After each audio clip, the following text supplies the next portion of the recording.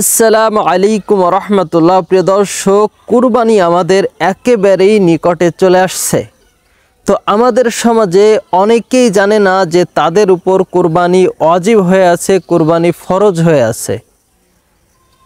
কারণ কোন জন্য কুরবানি ওয়াজিব হয় সেটা তারা জানেই না। কি কি থাকলে কি না থাকলে কুরবানি ওয়াজিব হয় সেগুলো তারা জানেই না, তাদের এ সম্পর্কে কোনো ধারণাই নেই। তো আজ আমরা এই ভিডিওর মাধ্যমে জেনে নিব যে কাদের উপর কুরবানি ওয়াজিব হয়ে আছে এবং কি কি থাকলে এবং কি না থাকলে কুরবানি ওয়াজিব হয়ে যায়। তো প্রিয় দর্শক, ভিডিওটি ভালো লাগলে অবশ্যই লাইক করবেন। পুরো ভিডিও জুড়ে আমি রয়েছি আপনাদের সঙ্গে সোহান হায়দার। তো চলুন এখন আমরা সে বিষয়ে আলোচনা করি।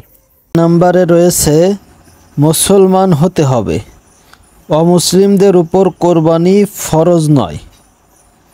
2 নম্বরে হচ্ছে বালেগ প্রাপ্তবয়স্ক হতে হবে, অপ্রাপ্ত বয়স্কদের উপর ফরজ নয়। 3 নম্বরে হচ্ছে আকিল সচেতন বা বুদ্ধিমান হতে হবে, পাগলের উপর ফরজ নয়। 4 নম্বরে হচ্ছে মুকিম অর্থাৎ যে নিজ শহরে অবস্থানরত মুসাফিরের উপর ফরজ নয়।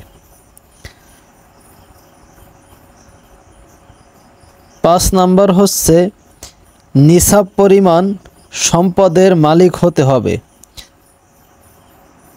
যার কাছে ঈদুল আজহার দিন সুবে সাদেকের সময় নিসাব পরিমাণ সম্পদ থাকে। সোনা, রূপা, নগদ টাকা, পণ্য বা অন্য সম্পদ এবং মৌলিক চাহিদা পূরণের পর অতিরিক্ত হয়,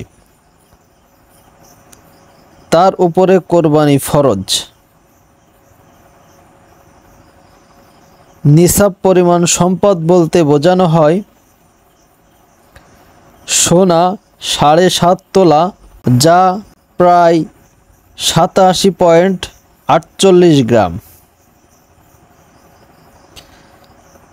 আর রৌপ্যর ক্ষেত্রে বলা হয় 52.5 তোলা, যা প্রায় 612.36 গ্রাম,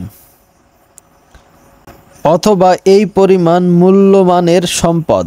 তো প্রিয় দর্শক, এখন বুঝতেই পারছেন যে কুরবানি কাদের উপর ওয়াজিব। তো আপনার উপর যদি কুরবানি ওয়াজিব থেকে থাকে তাহলে অবশ্যই কুরবানির এই ওয়াজিব আদায় করে নেবেন।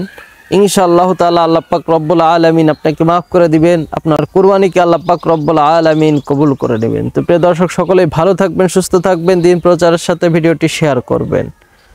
আসসালামু আলাইকুম ওয়া রাহমাতুল্লাহ।